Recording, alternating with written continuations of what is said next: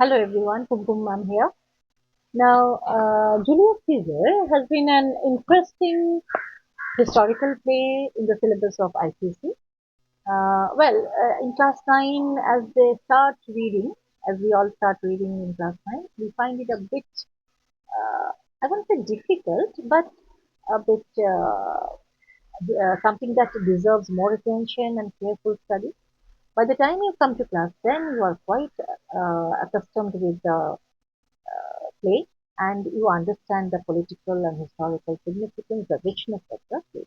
We appreciate it in that way. Now, Mark Antony is a very significant character. Of course, there are many more. I've already published videos, educational videos on Brutus and Julius Caesar. Now, today, this one is dedicated to Mark Antony. He's a very interesting and vibrant character. In class 9, you find him uh, a different kind of a character. I mean, class 10, by the time you grow up, Mark Antony also grows up. Okay, so there is a transformation, huge transformation. Now, let's see how it is done by him. Now, I mean, him in the sense by Shakespeare. Uh, Towards the beginning, that is in Act 1 and Act 2, we have seen uh, Mark Antony as a loyal follower of Julius Caesar. Alright. You know how he has stood up and protested, but in a diplomatic way, of course. But as the play progresses, we see him in a different reflection. We see that Mark Antony, of course, that base is there, that he continues to support the sides of Caesar, I mean Julius Caesar's team, but there is a striking transformation in his character. What is that? Uh, he is a character now who has own vested interests. His diplomacy in the previous acts now shows the real color of Mark Antony. We don't mark him as only a loyal character, a loyal follower of Julius Caesar. He has more deep-rooted interests. Alright. So this transformation is studied in the last three acts, especially in Act 4 and Act 5. We see a change, Mark Antony. Now, there's an important question which often is asked. So you all have RTCs, and in RTC, reference to context, the last question is a 4 mark, where you are expected to write a pretty long answer. Not very long, but then uh, at least you have a scope of writing uh, from 70 to 80 words, I can extend even up to 100 if required. Okay. So for that, keeping in mind that question, the last question of the article, you could just think this question, consider this question. At the beginning of the play, Brutus declares that Antony is but a limb of Caesar. Okay, but gradually we see that Shakespeare develops this character as the play progresses. How would you consider this? Is it correct to say that? Is he transformed? Does he remain the same? Now, yes, just transform. That is the main thing that I was coming up to. And as he transforms, we are really shocked to see that this was the Mark Antony, the same Mark Antony who was, kind of begging and pleading and, asking for permission from Brutus. The same Mark Antony now appears to be so shrewd, so cunning when he is talking to Octavius, when he's planning the battles ahead. So that means this is the real Mark Antony that we see in Act 5, Scene 1, we see him in a different one. And even prior to that, even prior to Act 5, Scene 1, in Act 4, we find him, already find him quite changed. In Act 4, Scene 1, if you concentrate, it's a room in Mark Antony's house, the scene takes place, and Mark Antony, Octavius, and Lepidus, these three characters are there, present. And they are sitting with a list of names. They have already shortlisted, and they're now they're pricking off the names which they have in their planning to get killed. They're going to kill them.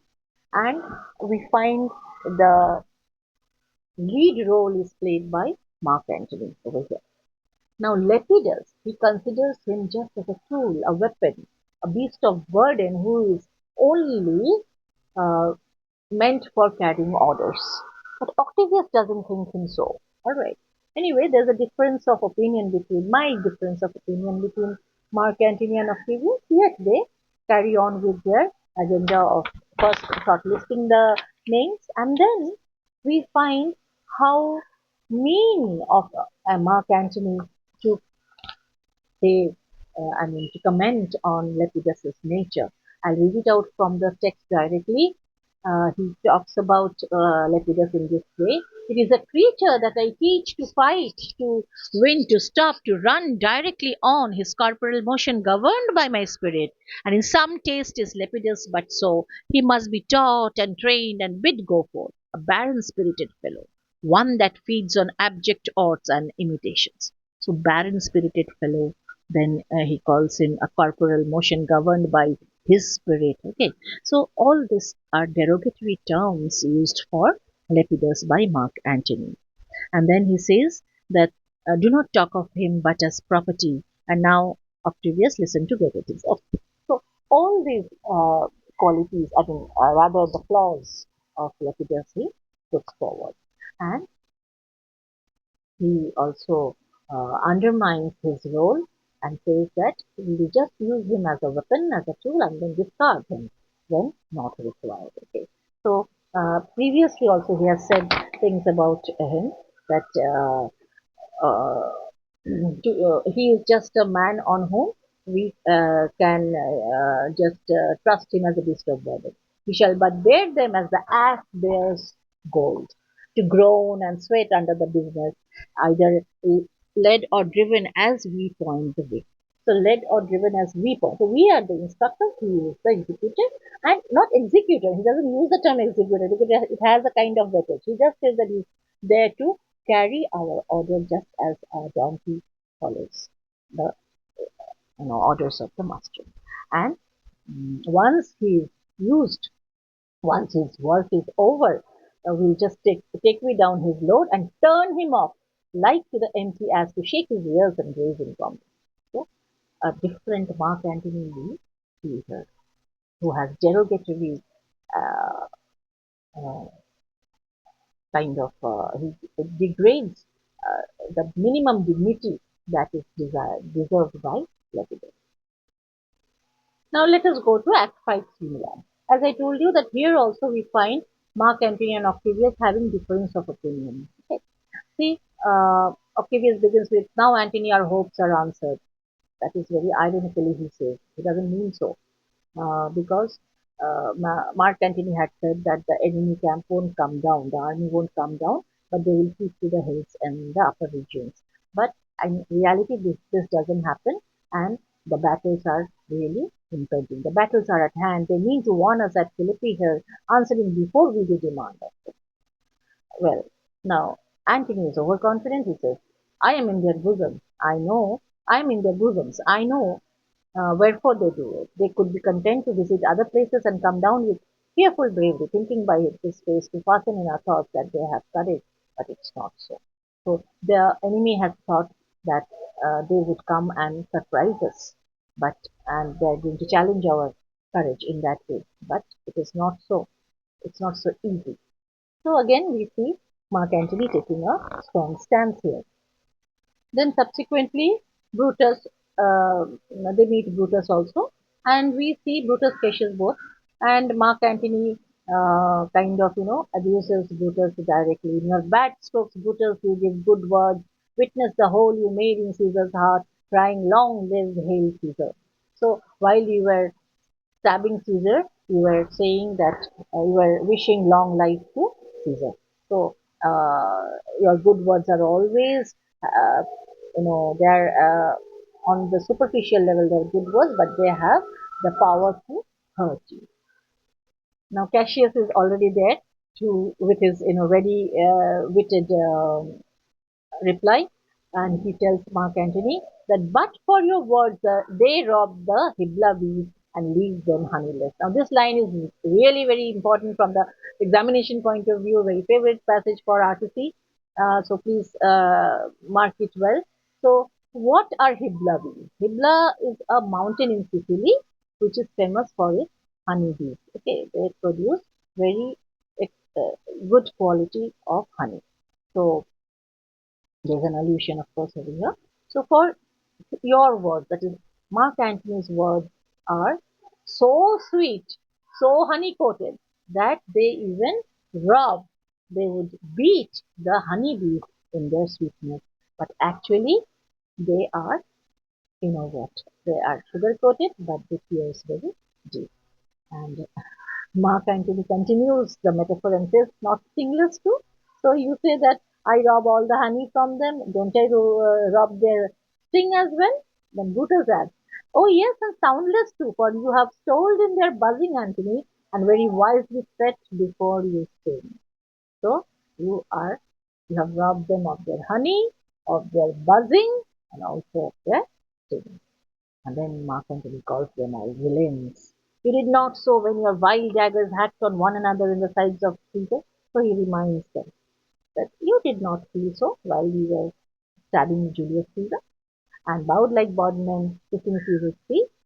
Uh, so your teeth were shown like apes, and you fawned like hounds, and you bowed like bondmen kissing Caesar's feet. While Exams Casca like a cur, like a dog. Behind struck Caesar on the neck.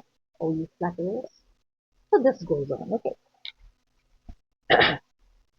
Now, once his Mark Antony's purpose of killing all the conspirators, his purpose is solved, he again comes back to his sugar-coated words at the end. Towards the end of the play, we see him appreciating and praising Brutus when already Brutus is dead. This was the noblest Roman of them all. All the conspirators, save only he, did that they did in envy of great Caesar. He only in general honest thought and common good to all made one of them. His life was gentle, and the elements so mixed in him that nature might stand up and say to all the world, this was a man. So once again he elevates Brutus to the level of a supreme human being. Now, if you tally the act, his comments about Brutus in the previous one that I mentioned, where he is calling him a villain, he is calling him a usurper, conspirator, everything. Okay, all sorts of abusive languages he uses for Brutus. Again, when his purpose is solved, he again takes up that posture of a great orator, know, announcing that he was the greatest of all Romans. So this is smart, actually. Always very diplomatic, always very shrewd, always trying to be an opportunist. All right, and then and yet Mark Antony is the charm of the play. Okay, why? Because this vibrance, this colorful, this varied aspects of character is perhaps seen only in Mark Antony. All right. So at the end of this discussion, I keep a question for all of you that Mark Antony, when compared to Brutus and Julius Caesar, is he overshadowed by the other two characters or does he supersede them? So, right, 40 to 50 words answer and you can text in the inbox. Thank you.